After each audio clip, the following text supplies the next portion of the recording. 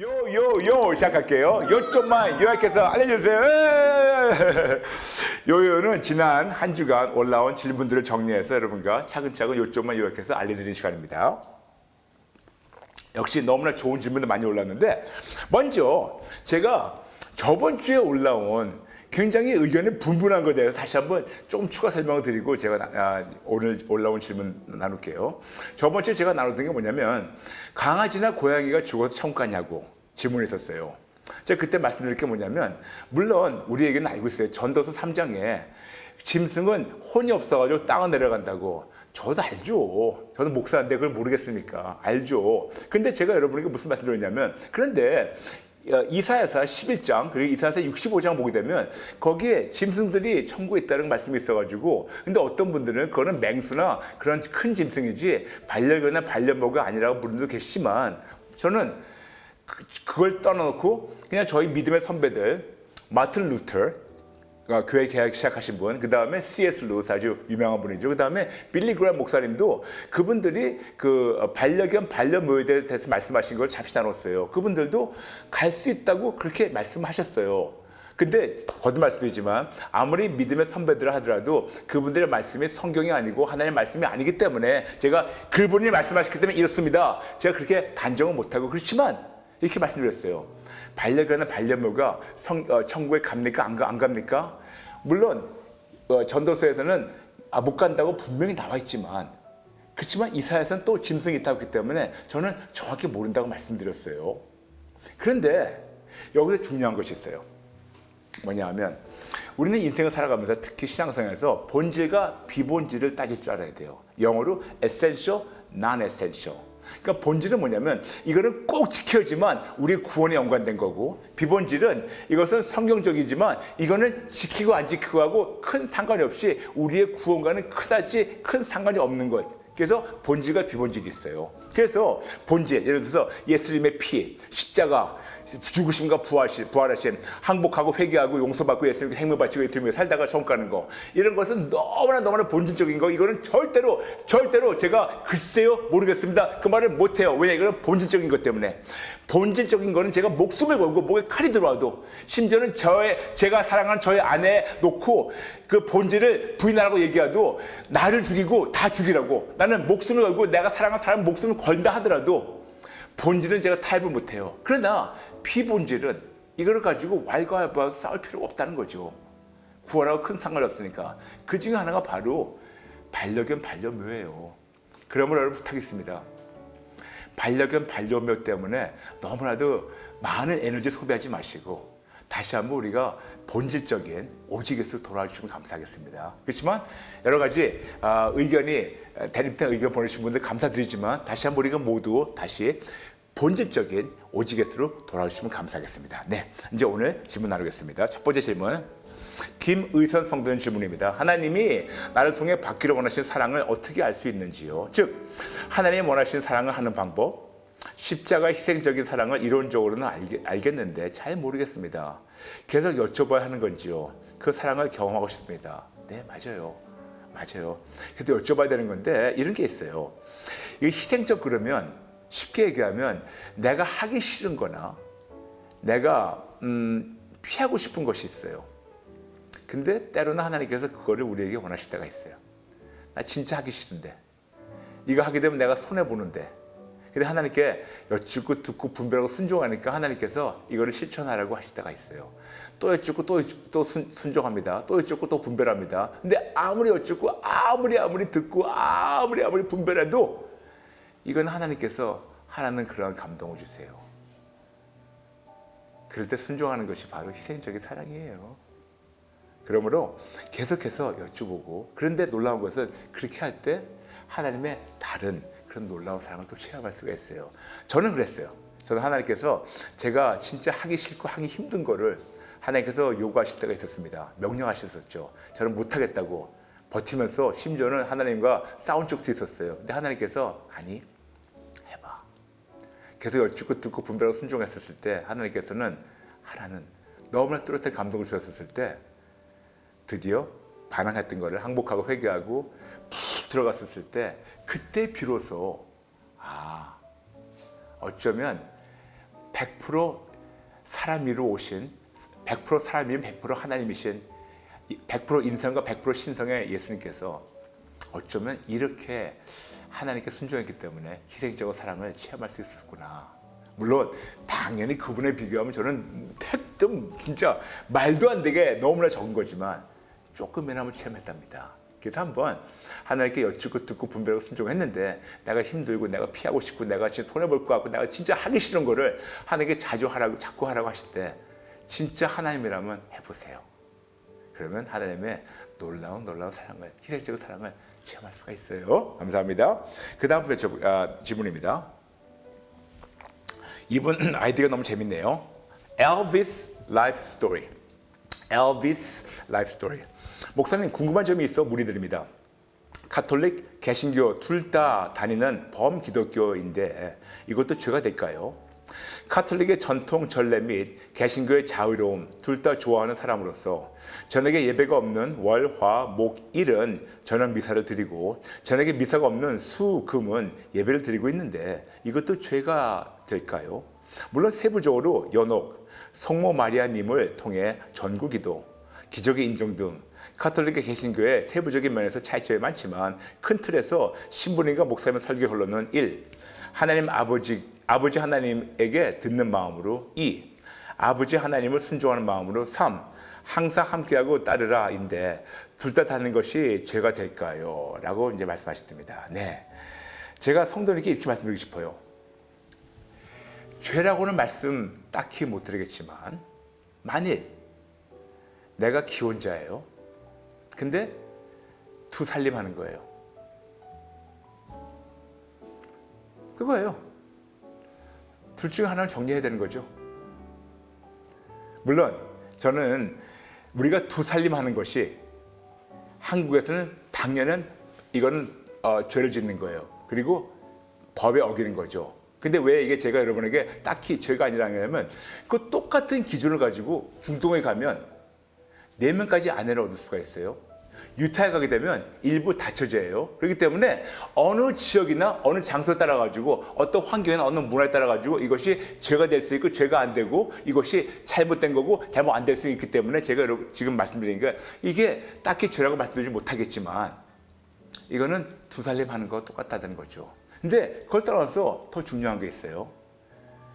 가톨릭하고 그리고 개신교하고 아주 끔찍하게 다른 점이 있어요. 물론 여기 말씀하시는 거 연옥, 성모 마리아, 전구기도 등등 이거는 말도 안 되고 너무나 비성경적인 거예요. 그리고 말씀드리지만 이거는 비본질이 아니고 이거는 본질적인 거예요. 이 본질적인 것이 틀린 것을 계속해서 믿는 거는 너무나 틀린 거예요.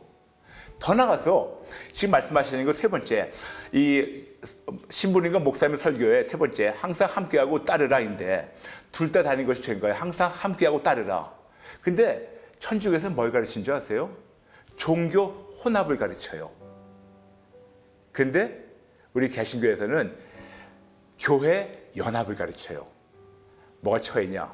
종교 혼합은 오직 예수님만이 유일한 구원의 길이다 라고 증거하는 개신교와 그리고 예수님 외에 다른 길이 있다는 머슬럼이나 힌두나 불교나 저거나 이런저런 잡다한 것이 다 짬뽕돼 가지고 종교 혼합 만든 것이 그들의 목적이에요. 이거는 말도 안 돼요. 우리는 교회 개혁이에요.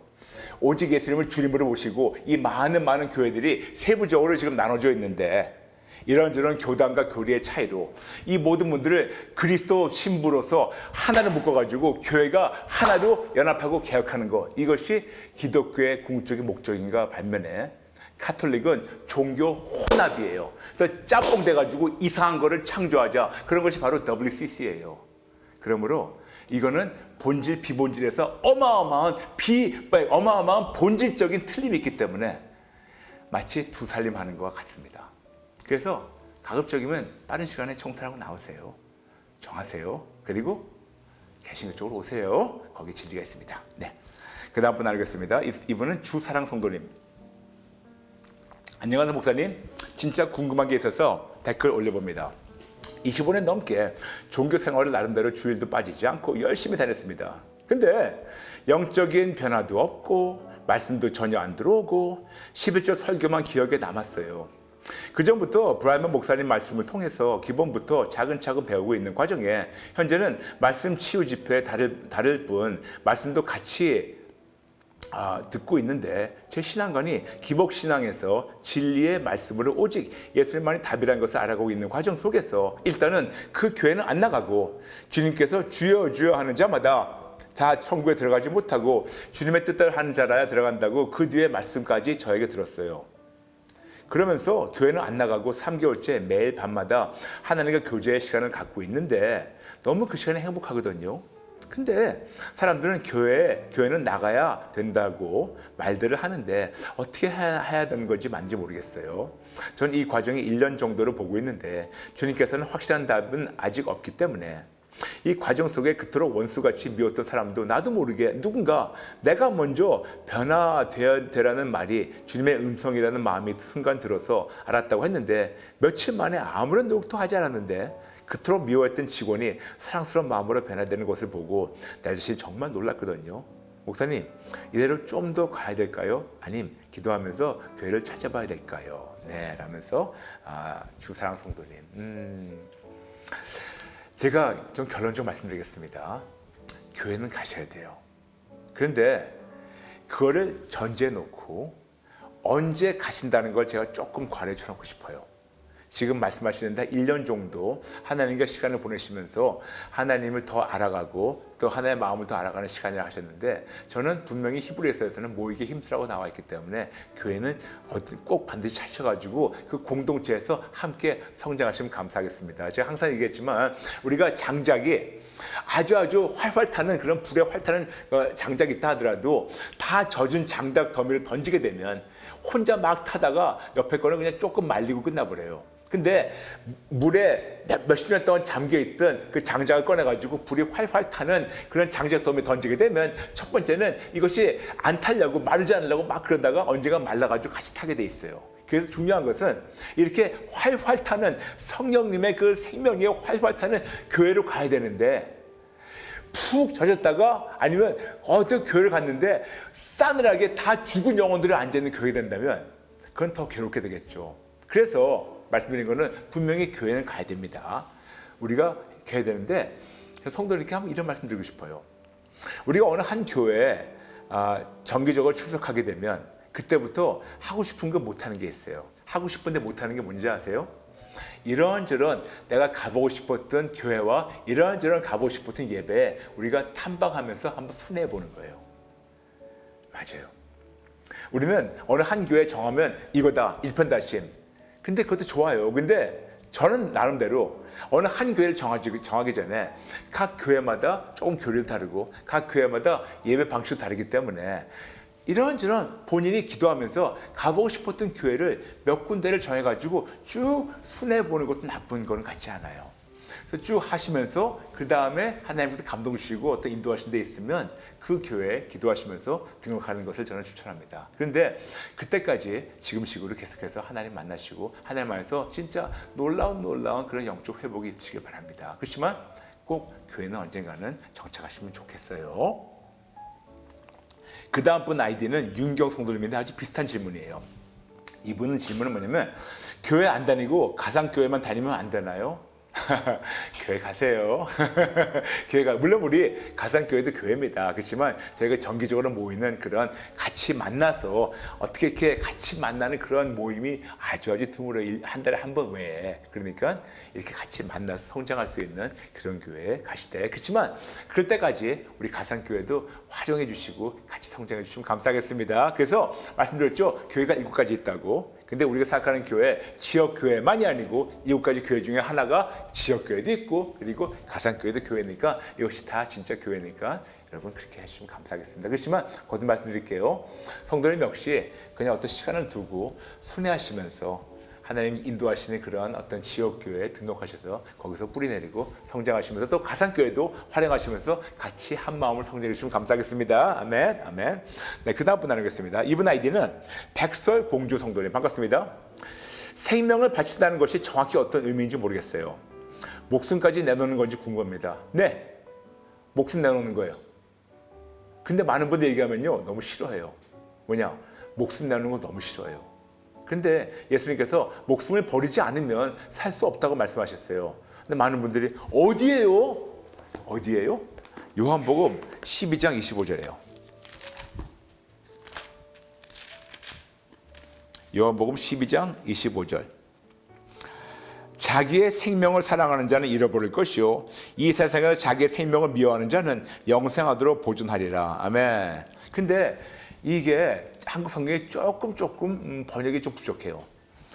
생명을 사랑하는 자는 생명, 영생. 그러니까 생명, 영생을 가지고 똑같은 단어를 쓰는 것 같은데 사실 생명이 아니고 목숨, 그 다음에 영생이에요.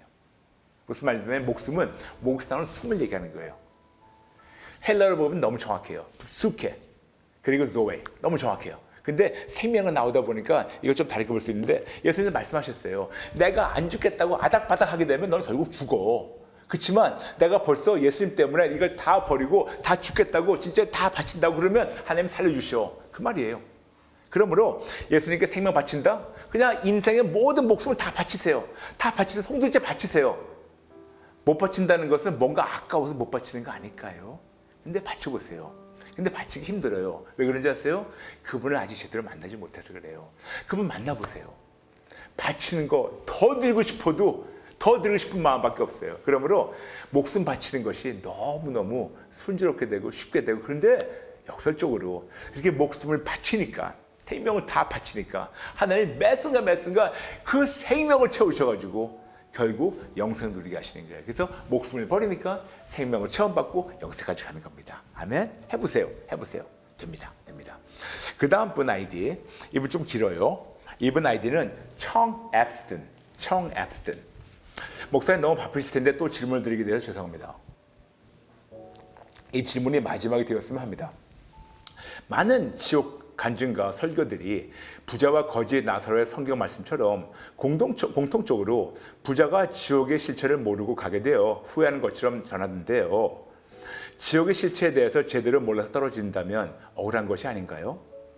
지옥의 실체를 알게 되면 지옥을 택할 사람이 과연 몇 명이나 될까요? 우리를 만드신 분이 하나님이시니 올바른 깨우침을 주셔야 하는 것이 그것도 하나님의 책임이 아니신지요. 그리고 어떻게 영원히 불타는 지옥에 사는 것을 사랑의 하나님이 건드실 수 있는지요. 악한 육신의 부모라도 못 그러실 것 같은데요. 목숨을 바쳐 우리를 사랑하신다는 예수님께서 그분의 기준에 미달되면 헌신짝 버려지는 듯한 느낌인데요. 이 의문점이 항상 딜레마로 100% 믿어야 되는데 아무리 영상들을 보고 또 봐도 하나님의 절대 오르신 하나님이라고 제 자신보다 납득되지 않는 하나님을 어떻게 다른 이들에게 전하죠. 네, 너무나 기본적인 거지만 너무 중요하기 때문에 나누겠습니다. 첫 번째, 성도님, 성경 어디에 하나님이 우리를 위해서 지옥 만드셨다고 나와 있나요? 아니에요. 지옥은 우리 위해서 만드신 것이 아니에요. 사탄과 그들의 추종자를 위해서 만드신 거죠. 그렇죠? 그래서 지옥은 너무 끔찍한 데이기 때문에 하나님이 당신 사랑하는 자녀를 위해서 만드신 것이 아닙니다. 우리 하나님을 그렇게 가혹한 이상한 그런 신으로 만들지 마세요. 하나님은 우리를 너무 사랑하셔가지고 어떻게 해서든지 우리를 지옥에 쳐넣지 않으려고 오히려 지옥은 사탄과 그 추종자들 위해서 영원토록 가둬놓으시려고 만드신 거예요. 그런데 우리를 어떻게 해서든지 지옥 갈 수밖에 없는 우리를 구출하시려고 당신 독생자를 비참하게 죽이시면서 그래서 우리를 구출하셨어요. 그리고 계속해서 이런저런 방법을 통해서 얘들아 가지마 거기 끔찍한 데야 가지마 내 아들이 너를 위해서 벌써 했으니까 가지마 거긴 너를 위해서 준비한 데가 아니라 가지마 그렇게 얘기하는데도 몰라 하면서 가는 사람이 줄 서 있답니다. 너무너무 많게. 하나님은 얼마나 가지 말라고 하시는데 몰라라 하면서 오히려 하나님 왜 이렇게 만들었냐고 이상한 짓거리하는 인간들이 많아요. 맞아요. 여러분, 하나님 벌써 하셨는데 여기에 자유의지가 있어요. 하나님 벌써 다 하셨는데 우리 자유주의를 끝까지 하나님을 버티고 반항하고 미워하고 거부하게 되면 하나님은 할 수 없어요. 하나님 아니면 사탄 둘 중에 하나예요. 우리는 누구를 추종해야 되는데 하나님 아니면 사탄이 중간에 없어요. 하나님 따르게 되면 천국 가는 거고 하나님 버리게 되면 지옥 가는 거예요. 하나님 버리게 되면 당연히 사탄의 추종자가 되기 때문에 사탄과 사탄의 추종자를 위해서 만드신 그 지옥에 갈 수밖에 없다는 거죠. 근데 하나님 너무 마음 아프세요. 그래서 그날까지 계속해서 돌아오라고 거기 끔찍한데 거기 가지마라고 계속해서 기다리시면서 우리를 기다리신다고, 회개하고 돌아오게 기다리신다고 우리에게 베드로후서 3장 9절 말씀하는데도 몰라 난 내 뜻을 살다가 내가 확 죽어버릴래. 그러면 할 수 없어요. 본인 자유주의를 하는 거니까. 그 하나님이 안 믿어진다면 뭘 믿으시겠습니까? 그리고 그 하나님이 제대로 믿어지기 전까지 잠시 전도하지 말아주세요. 괜히 다른 사람한테 오해 줄 수 있어요. 하지 말아주세요. 본인도 확실히 없으면서 확실히 없는 하나님을 믿으라는 거는, 이거는 굉장히 남들이 들을 때도 우스워요. 그러니까 성경이 탓하는 게 아니에요. 한번 이거를 가지고 실행해 보시고, 그리고 그 하나님이 진짜 믿어질 때, 하나님이 그렇게 나를 사랑하셔서 당신 독생자를 비참하게 죽이시면서 나에게 자유를 주셔서 그 예수를 붙잡으라고, 헌신짝처럼 널 절대로 버리지 않을 거니까 붙잡으라고. 근데 자꾸 손을 뿌리치고 싫어, 가버려, 난 내 뜻대로 살래, 계속해서 기다린데도 계속해서 뿌리치고 얼굴에 침 뱉고 욕하고 나가라고 소리치려면 할 수 없이 하나님은 나가셔야 돼요. 그러면 기다리는 거는 다른 데밖에, 기다리는 거는 지옥밖에 없어요. 그러므로 성도님, 제발 이 사랑의 하나님을 제발 오해하지 마시고, 제발 본인 생각으로 이상한 신으로 만들지 마시고 그분을 만나시기 바랍니다. 어떻게? 마음을 여세요. 그리고 그동안 오해했던 걸 항복하고 회개하시고 만나달라고 기도해 보세요. 아멘. 마지막 질문입니다. 이분 아이디는 Quand A 성도님. 안녕하세요. 궁금한 것이 있어 질문드립니다. 여기에 댓글로 질문하면 될까요? 성경에서도 예수님께서 행하신 많은 기적들이 있고, 지금 우리가 사는 현재도 기적을 경험하신 많은 분들이 간증하시는 내용들을 많이 보게 되는데요. 항상 느끼는 점은 하나님께서 이루시는 기적이 여전히 제한적이라는 생각이 듭니다. 예를 들어 예수님께 치유받으신 많은 분들이 계신데요. 암이 완치되거나 정신적인 질환이 치료되는 기적, 혹은 걷지 못하는 분이 걷게 되는 등 기적들이 하나님께서 많이 보이시는데, 없는 신체 일부분이 생겨나거나 하는 기적이 일어나는 것은 본 적이 없는 것 같아서요. 집회에서 부흥 강사님께서 안수기도 하실 때 많은 환자들이 즉시 치유되는 것도 보았고 들었는데, 신체가 그 즉시 생겨나는 기적도 혹시 일어날 수 있나요? 그분들께 신뢰가 되지 않게 조심스럽게 질문하자면, 예를 들어 한쪽 팔이나 다리를 잃으셨거나 혹은 선천적으로 신체 어떤 부위를 갖지 않고 태어난 분들이요. 하나님께 불가능이 없으면 다른 병과 똑같이 즉시라도 고칠 수 있는 것이 아닌가요? 죄송합니다. 하나님의 질서와 관련이 있나요? 하나님이 아니더라도 어쩌면 기적이 일어날 가능성이 있는 병들이 대부분인 것 같아서요. 보지 않고 믿는 자들이 더 복되다고 하신 말씀을 위해 지금 우리 시대에는 아직 가능성을 열어두시는 걸까요? 전지전능 하나님께서 왜 즉각적이고 시각적으로 확인할 수 있는 기적에는 침묵하시는지 궁금합니다. 매우 좋은 질문이에요. 그렇다면 성도님께 꼭 여쭤볼게요. 아니면 성도님만이 아니고 이런 같은 마음을 갖고 계신 분들에게 여쭤보겠습니다. 만약 여러분이 집회 오셨어요. 한쪽 다리가 없어요. 한쪽 팔이 없어요. 한쪽 눈이 없어요. 한쪽 귀가 없어요. 왔어요. 근데 한쪽 팔이 없는데 갑자기 기도하니까 한쪽 팔이 쭉 자라나요. 한쪽 다리가 없어요. 기도하면 쭉 자라나요. 할렐루야죠? 그렇죠? 그렇다면 그 다음에 끝까지 예수님 붙잡으실 거예요? 물론 그런 분들 계시겠지만 대다수 분들은 오늘은 팔이 났으니까 내일은 음식 달라 그래요. 내일 어마어마한 오병이어 같은 기적으로 음식 주시면 그 다음에 와가지고 축복 달라 그래요. 그 다음에 와가지고 뭐 해달라고. 무슨 말이냐면 하나님을 자기의 종으로 썰는 사람들이 대다수예요. 하나님이 못 고쳐서가 아니고 인간의 동기를 보시기 때문에 하나님을 절대로 믿겠다는 거 아니고 하나님을 이용해 먹으려는 사람들이 많아요. 물론 성도님이 그렇다는 거 아니에요. 어쩌면 성도님이 이런 것 때문에 본인 나름대로 본인도 이런 장애가 있어가지고 힘드신지, 아니면 본인 주변에 이런 장애가 있으신 분들 보면서 하나님에 대한 의구심 가지는지 모르겠지만, 저는 생각합니다. 하나님 못 고쳐서가 아니고 그렇게 했는데 예수를 믿고 따르는 자들이 없진 않겠죠. 근데 대다수 분들은 더 센 걸 원하고 더 센 걸 원하고 어떤 기적만 쫓아 있는 기적 추종자로 끝나버리지 참 신앙인으로 성장하기 힘들다는 걸 제가 개인적으로 발견하게 됐어요. 저도 집회를 다니면 심지어는 이런 적이 있었어요. 어디 집회를 갔는데 제가 목사님하고 앉아서 점 식사하고 있는데 전화가 왔어요. 그들이 목사님이 식사 마시다가 목사님 언제부터 안수 기도하나요? 그래서 무슨 말씀이세요? 그러니까 어떤 분이 전화 오셔가지고 오늘 집회 몇 시부터 안수 기도하냐고. 왜요? 그러니까 이분이 난 시간 없어가지고 말씀은 관심이 없고 그냥 안수 기도만 받으러 간다고. 그래서 그분이 그랬어요. 저희 안수 기도 없고 오시려면 말씀을 들으셔야 된다고. 너무나 많은 자들이 안수꾼들이 수두룩해요. 어떤 기적이나 표적이나 이적만 쫓아다니는 그런 기적꾼들, 기적 추종자들이 너무나 많은데 그들 삶이 1도 바뀐 게 없어요. 그들 삶이 1도 바뀐 것이 없어요. 물론 어떤 이적이 나타나가지고 어떤 뭐 팔이 길어지든가 뭐 해가든가 이것 때문에 예수를 믿는 자들이 많고 저희도 역시 기도했을 때 다리가 짧게 태어난 분부터 시작해가지고 이런저런 후천성을 해가지고 다리가 짧은 분들이 기도했을 때 다리 길어지는 거 우리 모두 같이 목격하는 게 한두 번이 아니었었어요. 물론 성도님 말씀하시는 건 다를 수가 있어요. 다리가 없던 사람이 생긴 건 아니었었어요.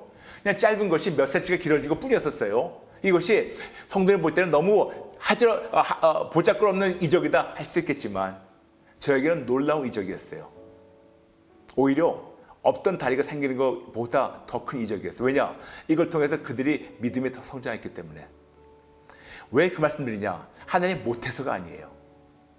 이런 걸 체험하게 된다면 전 세계 80억이 우르르 가겠죠. 그런 집회나 아니면 그런 데 가겠죠. 그렇지만 그들은 결국 예수님을 믿겠다고 가는 것이 아니고 어떤 떡만 받아 먹으려고 어떤 이적만 체험하려고 그러다 보면 결국은 이런 이적 추종자나 이상한 신비주의 추종자만 만들게 되니까 결국은 진짜 신앙이 안 나올 수 있는 위험성이 더 많아요. 그러므로 못하시는 게 아니에요. 언젠가는 하나님 기뻐하시면 하시겠죠. 그렇지만 저는 그렇게 생각합니다.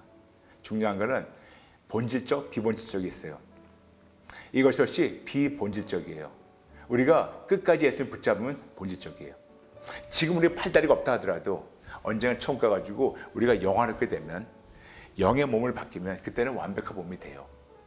그래서 지금 당장 될 수도 있겠지만 언젠가는 본질적으로 끝까지 예수를 붙잡게 되면 그분 안에서 처음 가서 올바른 영혼육으로 올바른 영의 몸으로 하나님께서 우리를 만들어주시니까요.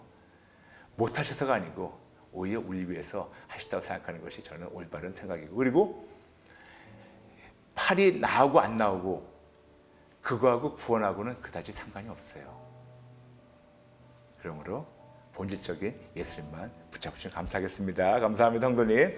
제가 드린 말씀에 오해 안 하시면 좋겠고 또 이런 말씀에 상처 안 받으셨으면 하는 마음으로 제가 말씀드린 겁니다. 감사합니다. 네, 너무나 다른 질문들 많은데 제가 다 못 나누더라도 최선 다해서 나누고 그리고 또 너무 중요한 것은 저희가 한 편을 제작해서 나누도록 하겠습니다. 이렇게 하나님의 마음을 알고 배워가는 드로이 커피타임 월, 수, 오전 8시 그리고 드로이 커피타임 금요일 오전 8시에 함께 하고 있습니다. 그러므로 함께 배우시면서 궁금하신 거 보내주시면 같이 성장하겠습니다. 그리고 아시다시피 우리 Just Jesus는 유튜브 방송이에요. 그래서 우리가 80억 구원을 위해서 함께 달리고 있습니다. 그러므로 여러분 많은 분들에게 더 많은 자들이 더 80억이 들어오려면 어떻게 되냐고요? 가서 구독, 좋아요, 알람 구독, 좋아요, 알람 구독, 좋아요, 알람 그것도 모든 알람을 해주셔야지 바짝바짝 해야지 우리가 번개 만남할 수 있으니까 꼭 해주세요. 여러분 감사합니다. 사랑합니다. 그리고 7월 3일이에요. 7월 3일 저희가 또 양재동 거기에 있는 사랑성전에서 또 우리가 뜨겁게 예배드리면서 하나님 만나겠습니다. 여러분 감사합니다. 사랑합니다. 축복합니다. 다음 시간에 뵐게요. God bless you.